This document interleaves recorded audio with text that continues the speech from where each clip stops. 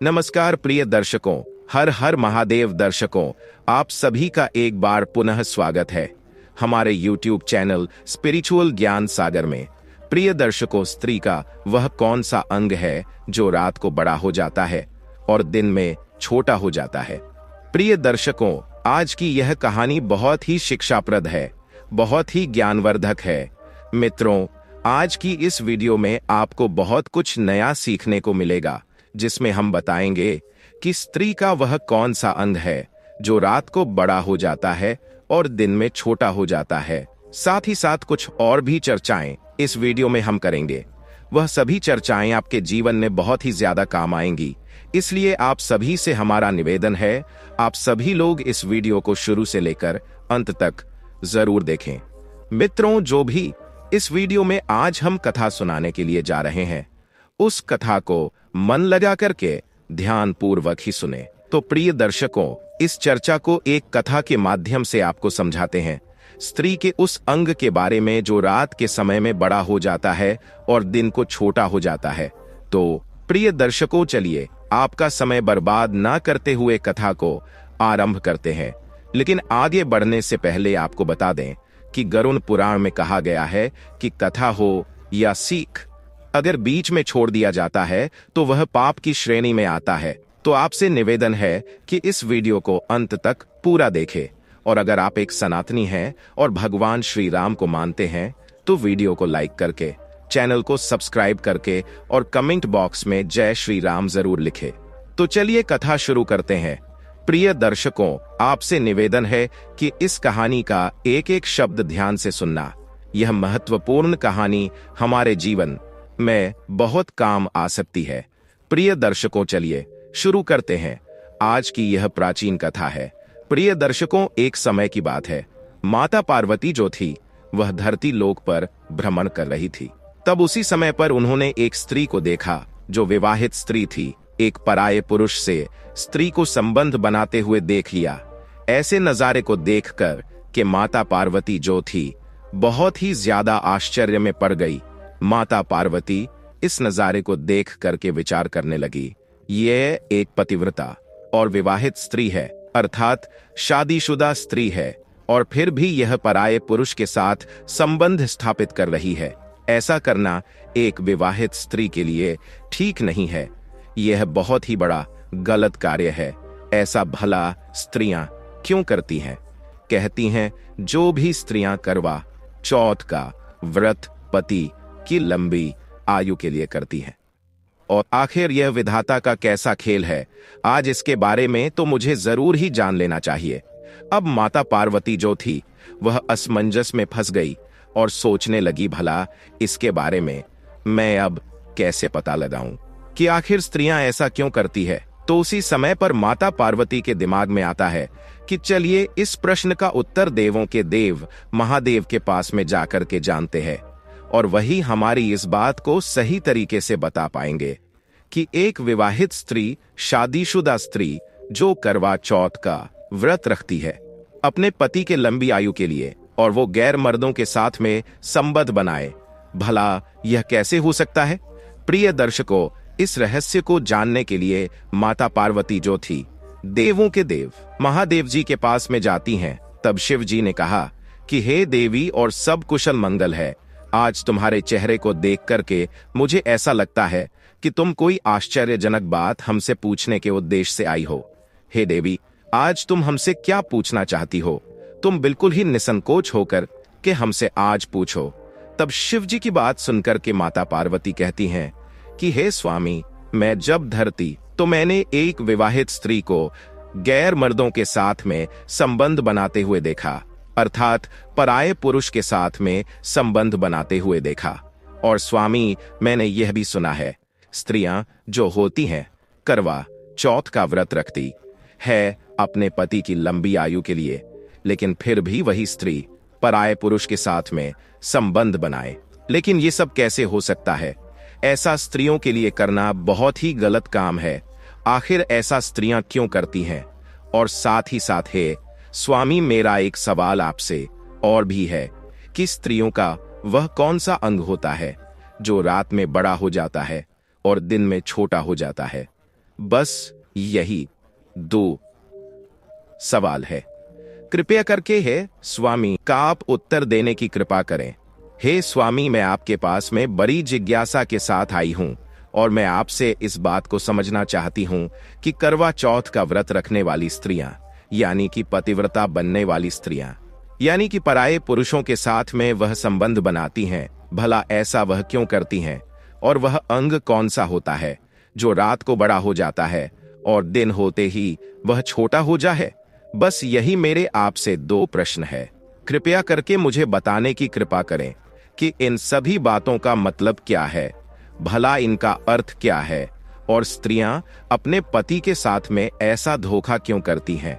तो मित्रों, माता पार्वती की बात सुनकर के भगवान शिव कहते हैं कि हे पार्वती, आज तुमने जो 2 सवाल हमसे किए हैं, जो भी तुमने आज हमसे पूछा है, ये समाज के हित के लिए, समाज के लिए बहुत ही ज्यादा कल्याणकारी है। आइए आज मैं तुम्हारे इन प्रश्नों के उत्तर एक कथा के माध्यम से समझाता हूं, लेकिन याद रखना आपको शुरू से लेकर अंत तक ध्यानपूर्वक हमारी इस कथा को सुनना होगा। अगर आप इस कथा को जो मैं सुनाने के लिए जा रहा हूं, यदि इस कहानी को मन लगाकर के ध्यानपूर्वक आप शुरू से लेकर अंत तक सुनेंगी, तभी मैं आपके इन दोनों प्रश्नों के उत्तर दूंगा। तब माता पार्वती भगवान शिव की बात सुनकर के वचन देती हैं और कहती हैं कि हे स्वामी, मैं आपको वचन देती हूं, आप जो भी कथा सुनाएंगे उस कथा को मैं मन लगा करके ध्यान पूर्वक सुनूंगी। लेकिन स्वामी, आप अपनी कथा को कहना आरंभ कीजिए और इसके साथ ही साथ आप हमारी शंका का समाधान भी कीजिए। प्रिय दर्शकों, तब भगवान शिव अपनी कथा को कहना आरंभ करते हैं और कहते हैं कि हे पार्वती, बहुत समय की पहले की बात है।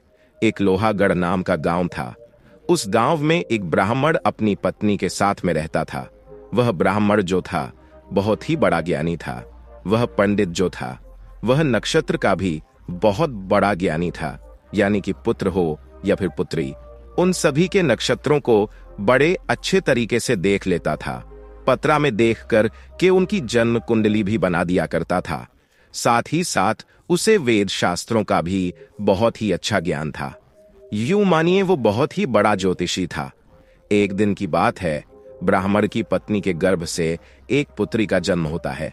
अब जो ब्राह्मणी थी वह पुत्री को पाकर के बड़ी ही ज्यादा प्रसन्न। ब्राह्मण ने अपनी पुत्री की जन्म कुंडली को देखा तो वह जन्म कुंडली को जान करके बहुत ज्यादा घबरा गया। लेकिन असली जो बात थी उसने अपनी पत्नी को नहीं बताई, क्योंकि हाल ही में उसकी पत्नी ने प्रसव किया था। इसीलिए उस ब्राह्मण ने वो बात अपनी पत्नी को नहीं बताई। इधर अपनी पुत्री को पाकर के वह ब्राह्मणी बहुत ही ज्यादा खुश थी। इधर कुछ दिनों के बाद में जब उस बेटी का नामकरण संस्कार हुआ तो उस ब्राह्मण ने अपनी पुत्री का नाम सरला रख दिया। सरला जो थी वह देखने में बहुत ही ज्यादा सुंदर थी। इधर धीरे धीरे करके समय गुजरता चला गया और धीरे धीरे करके बेटी सयानी होती चली गई।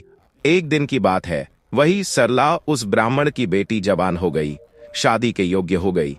और जब विवाह के योग्य हो गई तो सरला की मां ने उस ब्राह्मण से कहा कि हे पिया जी, हमारी पुत्री जो है वह विवाह के योग्य हो चुकी है, इसीलिए उचित तो यही रहेगा कोई अच्छा सा वर ढूंढ करके हमारी पुत्री का विवाह कर दो। वह ब्राह्मण जो था अपनी पत्नी की जब इन बातों को सुनता है तो उस समय पर तो अपनी पत्नी की बातों को टाल देता है, अनसुनी कर देता है। यानी कि कहने का मतलब है, जब पंडिताइन अपनी पुत्री के विवाह के बारे में अपने पति पंडित से जब कुछ भी बातचीत किया करती थी तो वह ब्राह्मण किसी ना किसी तरीके से उस बात को टाल देता था। बस इसी तरीकों से बहुत दिन गुजर गए, लेकिन ब्राह्मण ने अपनी पुत्री का विवाह नहीं किया। लेकिन वो करे भी कैसे, उसे तो अपनी पुत्री की जन्म कुंडली के बारे में सब कुछ मालूम था। जानते हो वह ब्राह्मण अपनी पुत्री का विवाह क्यों नहीं करना चाहता था? उसकी जन्म कुंडली में यह लिखा हुआ था, उसकी पुत्री का विवाह जिसके साथ में होगा 2-3 साल के बाद में वह मर जाएगा और उसकी पुत्री जो है वह विधवा हो जाएगी। प्रिय दर्शकों, इस दुनिया में ऐसा कोई भी पिता नहीं है जो अपनी पुत्री को एक विधवा स्त्री के रूप में देखे। कोई भी ऐसा पिता नहीं है जो अपनी पुत्री को विधवा के रूप में देखे।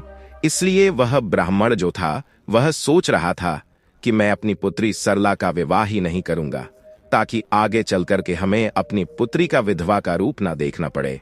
इसीलिए वो ब्राह्मण अपनी पुत्री का विवाह नहीं कर रहा था। मित्रों, अब तो धीरे धीरे करके इधर समय और आगे बढ़ता चला गया। अब जो नगर के लोग थे वह ब्राह्मण को कोसने लगे और आपस में बातचीत करने लगे। आखिर यह कैसा पिता है, इसकी पुत्री सरला विवाह के योग्य है और यह अपनी पुत्री का विवाह ही नहीं करता है। एक दिन नगर की औरतों ने मिलकर के ब्राह्मणी से जाकर के कहा कि हे पंडिताइन, तुम्हारी पुत्री अब विवाह के योग्य हो गई है और इसका विवाह तुम क्यों नहीं करती हो। तब ब्राह्मण ने उन महिलाओं को जवाब देती है, भला मैं क्या करूं, मैंने अपने पति से कई एक बार कहा है, लेकिन हमारे पति जो है वह मेरी बातों को सुनते ही नहीं है। तब नगर की स्त्रियों ने कहा, हे ब्राह्मणी, आप अपने पंडित जी से बार बार कहो और ब्राह्मण जी से कह करके अपनी पुत्री का विवाह करवाओ। शायद तुम इस बात को नहीं जानती हो, जब बेटी विवाह के योग हो जाए तो लंबे समय तक उसे अपने घर पर नहीं रखना चाहिए। जब पुत्री विवाह के योग्य हो जाए उसके लिए तुरंत ही कोई अच्छा सा वर ढूंढ करके पीले हाथ कर देना चाहिए। मित्रों, तब नगर की स्त्रियों की बात सुनकर के वह ब्राह्मणी उन स्त्रियों से कहती है कि ठीक है, आज शाम को लौट करके हमारे पंडित जी आएंगे, तब मैं उनसे कहूंगी या तो तुम इसका विवाह कर दो या फिर अपने हाथों से इसका वध कर दो, इसे मार डालो। प्रिय दर्शकों, स्त्रियों की बात सुनकर के ब्राह्मणी रेणु अपने घर पर आती है और बहुत ही ज्यादा क्रोध में होकर के बैठ जाती है। इधर शाम का समय होता है। ब्राह्मण जी अपनी जजमानी कर कर जब घर लौट करके वापस आते हैं और आकर के घर पर अपनी पंडिताइन को जब क्रोध में देखते हैं तो ब्राह्मण जी कहने लगे कि अरे पंडिताइन, क्या बात है, इतनी निराश क्यों बैठी हो, किसी ने कुछ कह दिया है क्या, जो आज तुम्हारे चेहरा पर निराश होने के साथ साथ क्रोध झलक रहा है। तब उसी समय पर ब्राह्मणी ने अपने पति ब्राह्मण को सारी बात कह सुनाई और कहा, सुनो जी, आपको तो बिल्कुल शर्म ही नहीं है। अरे आपको तो लोग कुछ कहते नहीं है, लेकिन तुम्हें पता है नगर की स्त्रियों ने आज मेरे पास आकर के मुझे कितने ताने मारे हैं। हमारी पुत्री जो है कितने दिनों से शादी के योग्य है, लेकिन आप हैं उसका विवाह नहीं करते हैं। शायद आप इस बात को नहीं जानते हैं कि जवान बेटी को ज्यादा लंबे समय तक अपने घर पर नहीं रखना चाहिए। ऐसा करने से हर माँ बाप को बहुत बड़ा पाप लगता है। जितनी जल्दी हो सके हर माँ बाप को अपनी जवान बेटी का विवाह कर देना चाहिए, लेकिन आपको तो किसी भी प्रकार की कोई शर्म या लज्जा है ही नहीं। आप दूसरों के घरों में जाकर के दूसरों को उपदेश देते हो और खुद अपनी ही पुत्री पर ध्यान नहीं देते हो। मित्रों, अपनी पंडिताइन की बात सुनकर के पंडित जी ने इस बात को बहुत ही ज्यादा टालने की कोशिश की, लेकिन पंडिताइन ने क्रोध में आकर के कहा, आज मैं तुम्हारी किसी भी बात को मानने के लिए तैयार नहीं हूं। या फिर आप बेटी का विवाह कर दो या फिर अपने हाथों से इसको मार डालो, लेकिन आज मैं आपकी कोई बातों को सुनने वाली नहीं हूं। लेकिन मित्रों, जो वास्तविक में सच बात थी वह ब्राह्मण अपनी ब्राह्मणी को नहीं बताता है और कहता है, ठीक है, जब तुम ज्यादा ही जिद कर रही हो तो चलिए मैं कोई अच्छा सा वर ढूंढ करके इसका विवाह कर दूंगा। उसके बाद में वह ब्राह्मण जो था अपनी पुत्री के लिए वर ढूंढने लगता है।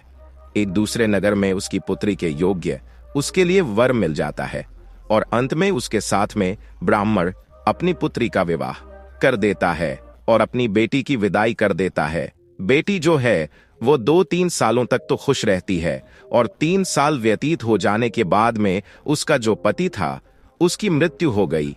अब इधर ब्राह्मण की पुत्री सरला को यह नजारा देखने के बाद में बड़ा ही दुख हुआ।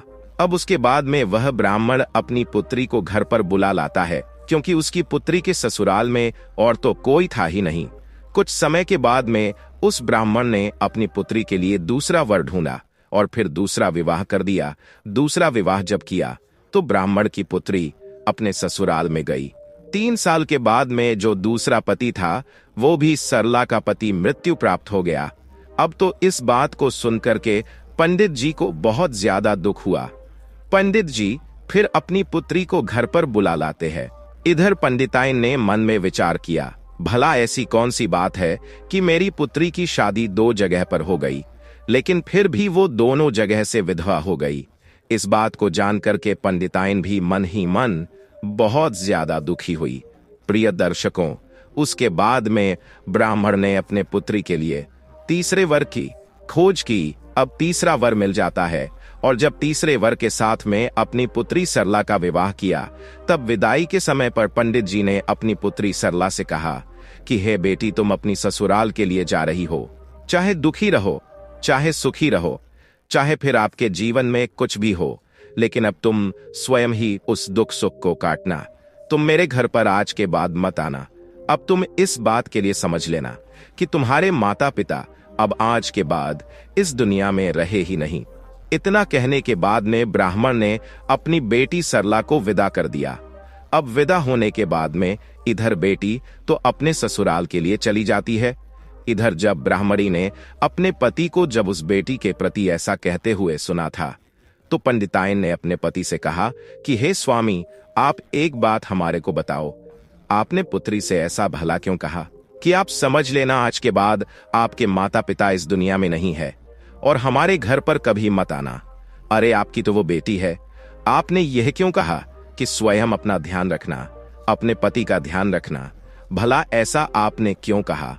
तो मित्रों, वह ब्राह्मण जी अपनी पत्नी को अपनी बेटी की कुंडली के बारे में बताना तो नहीं चाहते थे, परंतु पत्नी के बार बार पूछने पर तब ब्राह्मण ने अपनी पत्नी से कहा कि हे प्रिय, जिस समय पर हमारी पुत्री का जन्म हुआ था, तब उसी समय पर मैंने अपनी पुत्री की जन्म कुंडली देखी थी।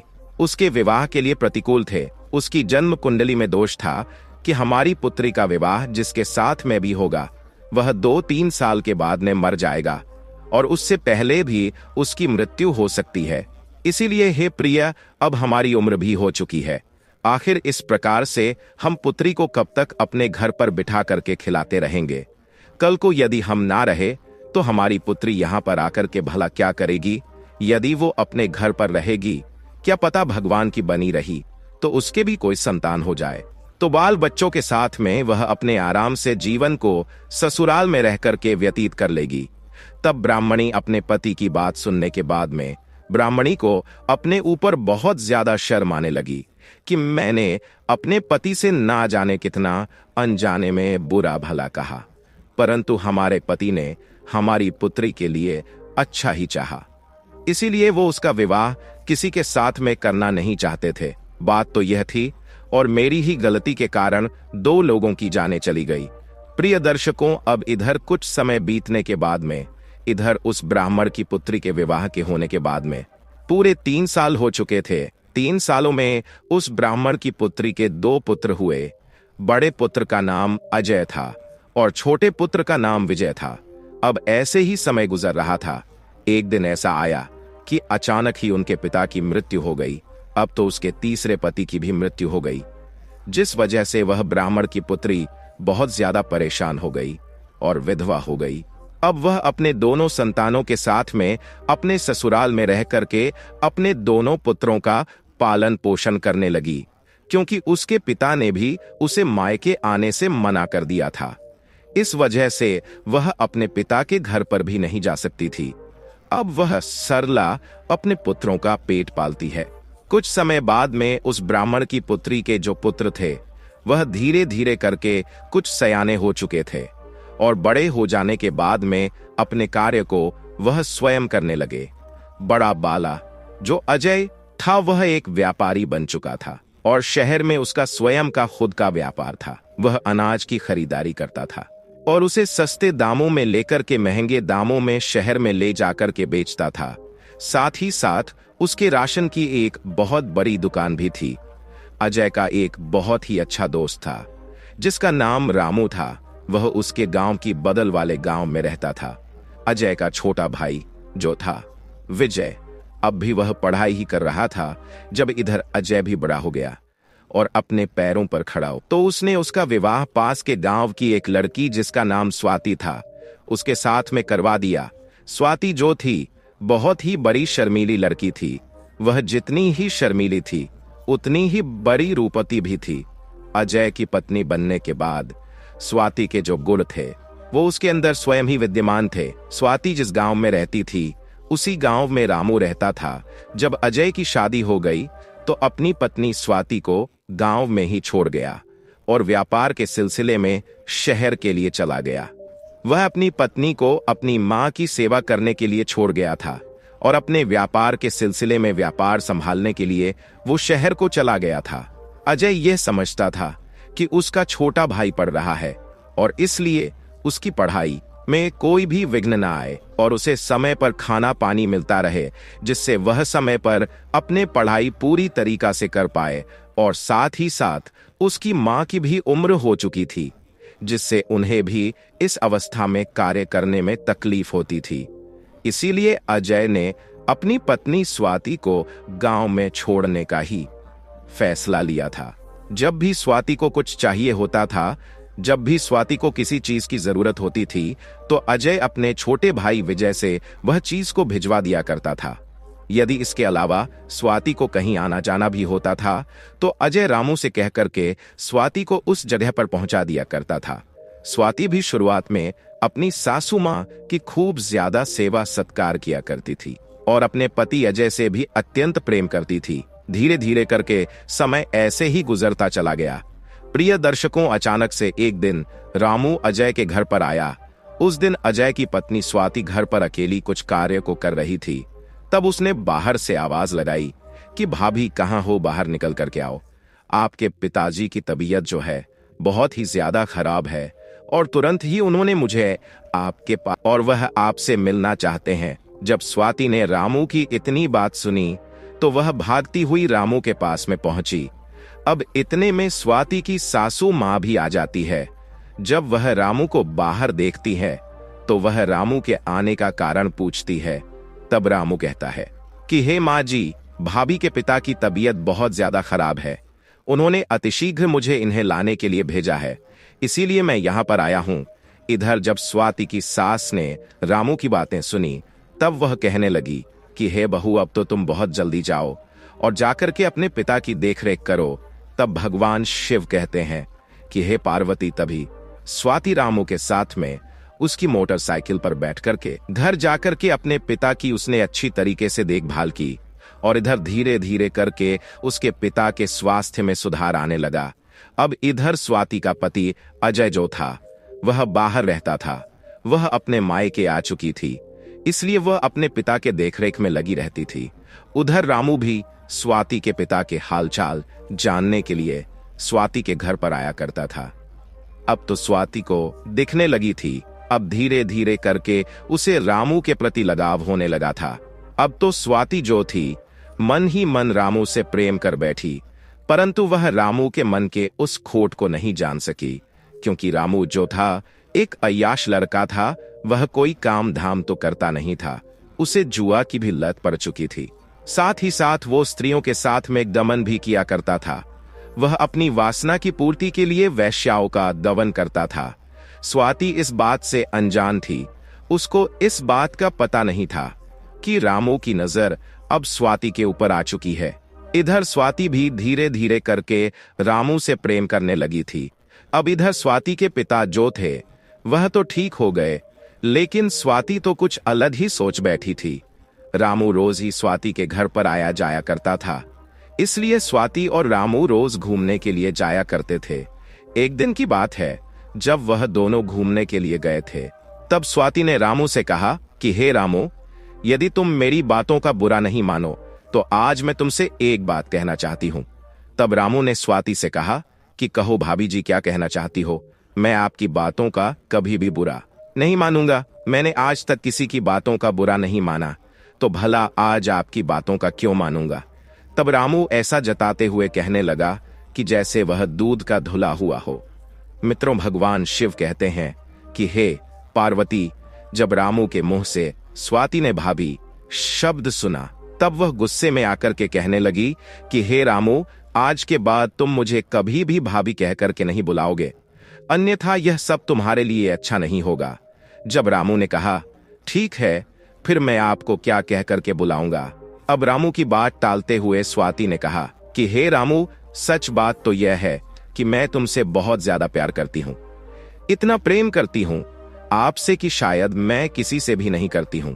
जैसे ही रामू ने स्वाति के मुख से यह प्रेम नाम का शब्द सुना तो उसके मन में तो ऐसे समझो जैसे खुशियों के लड्डू फूटने लगे हो। उसका चेहरा जो था, उसका मन जो था, मित्रों एकदम प्रफुल्लित हो उठा। मित्रों, अब तो इन शब्दों को सुनने के बाद में वह खुशी से झूमने लगा, गदगद हो उठा कि चलो अब तो मेरा काम बन गया।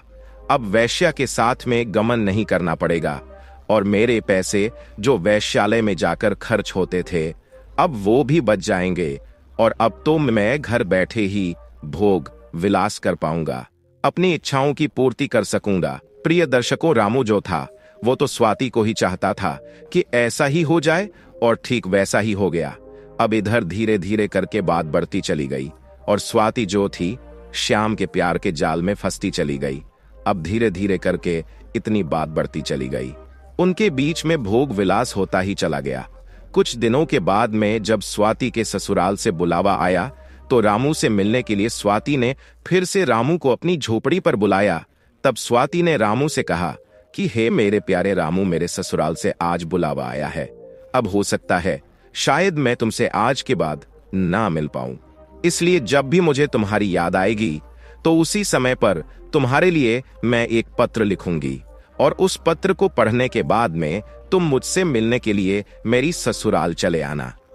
प्रिय दर्शकों, इधर रामू जो था वासना का आदी तो था ही, इसीलिए रामू स्वाति की बातों को मान लेता है और स्वाति भी रामू से इतना कह करके अपने घर को वापस चली आती है और स्वाति के पिता स्वाति को ससुराल छोड़ने के लिए फिर से रामू के घर पर जाते हैं, क्योंकि स्वाति का ना तो कोई भाई था और ना ही कोई बहन थी।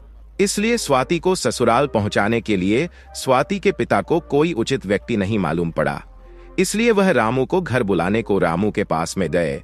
जब उसके पिता रामू के घर पर पहुंचे तब उन्होंने रामू से कहा कि हे बेटा रामू, तुम मेरी पुत्री स्वाति को उनकी ससुराल छोड़ आओ, उसके घर से बुलावा आया है।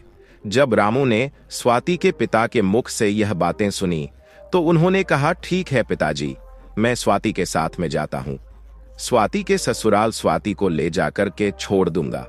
मित्रों, भगवान शिव कहते हैं कि हे पार्वती, अब आगे क्या था।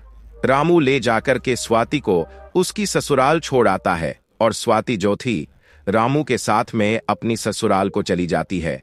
जैसे ही 2-3 दिन व्यतीत हुए तो अब ससुराल में रह करके स्वाति को रामू की याद आई, क्योंकि वह जब अपने घर में थी तो वह रोज अपनी झोपड़ी में रामू से मिलने के लिए जाया करती थी।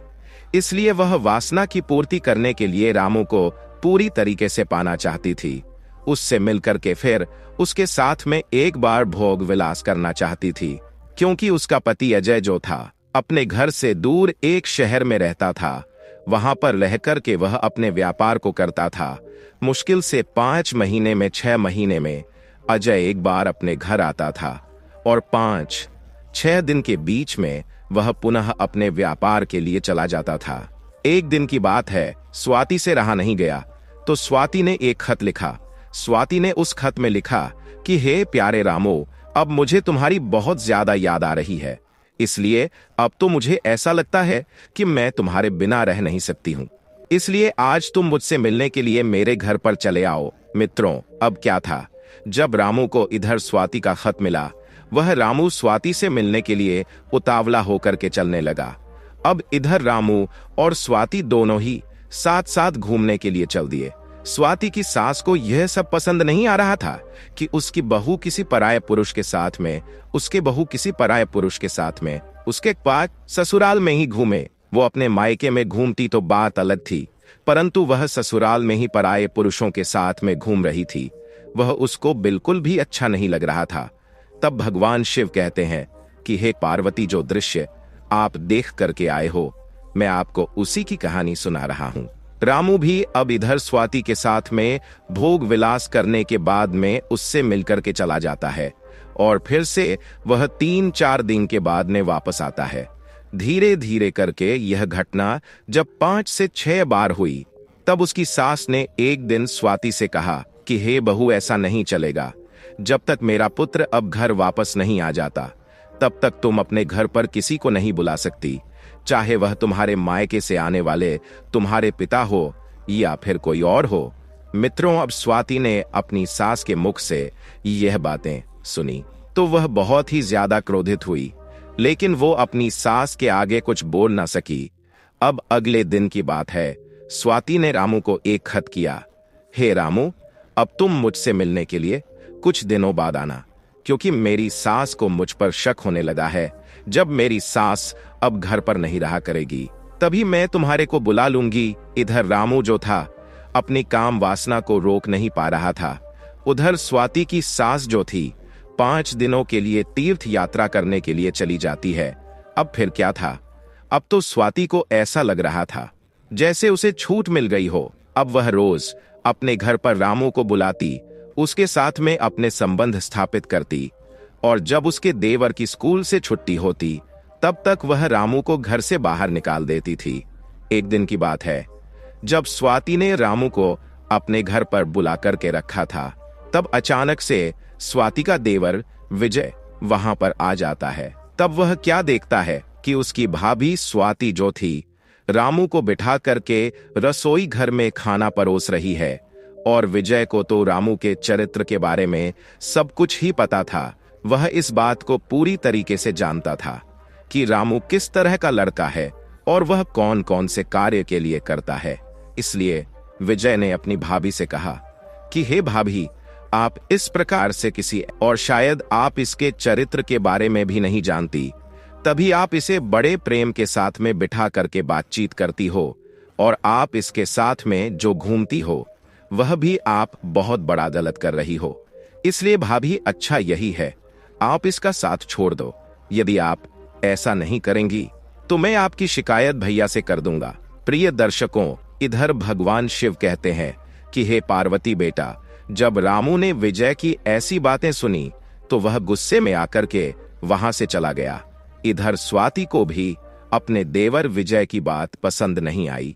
स्वाति तुरंत भाग करके बाहर गई और रामू के पास में जाकर के कहने लगी कि हे रामू, तुम गुस्सा मत होइए, मैं विजय को सबक अवश्य ही सिखाऊंगी। रामू ने कहा, ठीक है स्वाति, तुम यदि ऐसा कहती हो तो ठीक है, अन्यथा मैं यहाँ पर कभी भी नहीं आऊंगा। इतना कह करके स्वाति से रामू वहां से चला जाता है और स्वाति भी लौट करके अपने अंदर घर में पहुंच गई। वह सोचने लगी मन ही मन में, यदि विजय घर पर रहेगा तो जरूर ही मेरे और रामू के बीच में यह प्यार की रुकावट बनेगा। इसीलिए मैं एक काम करती हूँ, इस विजय को जहर देकर के मार देती हूँ, तब हमारे बीच की रुकावट और यह कांटा हमेशा हमेशा के लिए निकल जाएगा। अपने मन में यही सोच करके अगले दिन के लिए जब वह खाना बना रही थी, सबके लिए उसने खाना बाहर निकाल लिया और उसने अपने देवर विजय के लिए एक थाली में खाना बाहर निकाला और उस खाने में जहर मिला दिया। जब विजय ने उस खाना को खाया तो उसकी तुरंत ही मृत्यु हो गई। अब कोई इस बात को जान नहीं पाया कि आखिर विजय की मृत्यु कैसे हो गई। इस नजारे को देखकर कि विजय की मां भी बहुत ज्यादा दुखी होती है। उधर स्वाति मन ही मन में बहुत ज्यादा प्रसन्न हो रही थी कि चलो, अब मेरे और रामू के बीच का कांटा जो था वह हमेशा हमेशा के लिए निकल गया। अब हमारे प्यार के बीच में अब और कोई नहीं आएगा। जब भाई के मरने की खबर चली तो अजय उस काम को छोड़ करके तुरंत ही अपने घर के लिए भागा चला आता है और गांव पहुंच करके जब अपने छोटे भाई विजय को मरी हुई अवस्था में देखा तो देख करके एकदम से उसके प्राण पसीज गए, क्योंकि वह अपने भाई के लिए ही तो बाहर रह रहा था कि उन्हें अच्छी से अच्छी पढ़ाई दिलवा सके और उसे अच्छा सा अच्छा खाना दे सके। इसलिए उसने अपनी पत्नी को भी घर पर छोड़ रखा था कि उसे खाना ना बनाना पड़े, घर का काम ना करना पड़े और उसकी भविष्य की उसे चिंता ना करना पड़े, ताकि उसकी पढ़ाई में किसी प्रकार की कोई रुकावट ना आ पाए। लेकिन उसका भाई तो मर चुका था। अब कुछ दिनों तक तो अजय वहां पर रुकता है और अपनी स्वाति को छोड़ करके फिर उसी जगह पर व्यापार के सिलसिले में चला जाता है। प्रिय दर्शकों, अब तो धीरे धीरे करके स्वाति फिर से वही करने लगती है। अब धीरे धीरे करके कुछ दिन ऐसे ही व्यतीत होते चले गए। तो स्वाति की सास ने स्वाति से कह दिया कि देखो, हमारे घर पर यह सब नहीं चलेगा। यदि दोबारा ऐसा हुआ तो तुम्हारी इस बातों के लिए मैं अजय से शिकायत कर दूंगी। तब स्वाति ने अपने प्रेमी रामू के बारे में ऐसा सुना तो वह जोर से कहने लगी, जो जिसको करना है वह कर लो, मेरा कोई भी बाल बांका नहीं कर सकता। अब मैं किसी से डरती नहीं हूं। मैं रामू से बहुत ज्यादा प्यार करती हूं। जब स्वाति की सास ने स्वाति के मुख से ऐसा सुना तो स्वाति से बोली, हो सकता है मेरे पुत्र को तूने ही मारा है। जब तू ऐसा कहती है तो तू मेरे पुत्र को भी मार सकती है। फिर क्या था, स्वाति को फिर से गुस्सा आ गया और स्वाति गुस्से में कहने लगी, हाँ मैंने ही मारा है बुढ़िया, और अब मैं तेरे को भी मार डालूंगी। यदि तू मेरे और रामू के प्यार के बीच में दीवार बनेगी तो मैं तुझे भी मार डालूंगी। अब मैं तेरे को भी छोड़ने वाली नहीं हूं। अचानक से एक दिन अजय को पता चला कि उसकी मां की भी मृत्यु हो चुकी है, तो वह सब कुछ छोड़ करके भागा चला आता है और वह आकर के देखता है कि उसकी मां की मृत्यु हो चुकी है। जब स्वाति का पति स्वाति से पूछता है तो वह कुछ नहीं कहती, लेकिन अजय को अब स्वाति के ऊपर शक होने लगा था। अजय के अधिक पूछने के बाद में स्वाति जो थी अपने पति अजय को सच सच बता देती है कि मैं एक रामू नाम के लड़के से प्यार करती हूं। आपके भाई और आपकी मां मेरे प्यार के बीच में रुकावट बन रही थी और इसीलिए मैंने उनके खाने में जहर मिलाकर के बारी बारी से मार दिया। और हाँ, मैं रामू से प्यार करती हूं।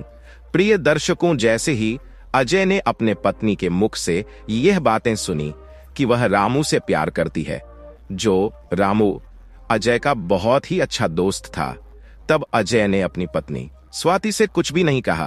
तब अजय ने अपनी पत्नी से कहा कि तुम ऐसा करो, अब बहुत जल्दी ही मेरे घर से निकल जाओ और अपने प्रेमी रामू के पास में चली जाओ, क्योंकि वह अब तेरे लायक है और वही तेरी अब अच्छे तरीका से देख रेख करेगा।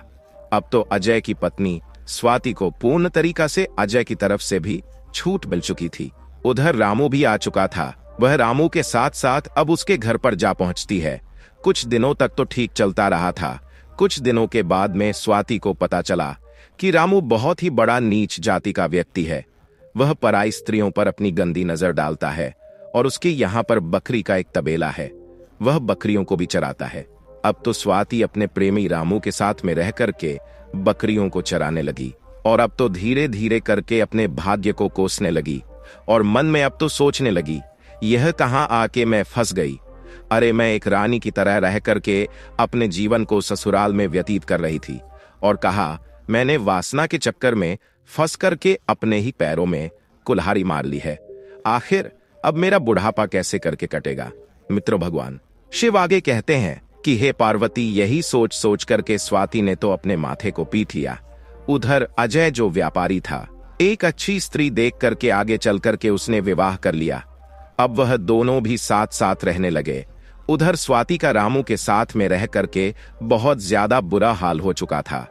वह अपने भाग्य को बार बार कोस रही थी कि उसने यदि अजय को धोखा ना दिया होता तो आज वह भी एक रानी के भांति राज कर रही होती।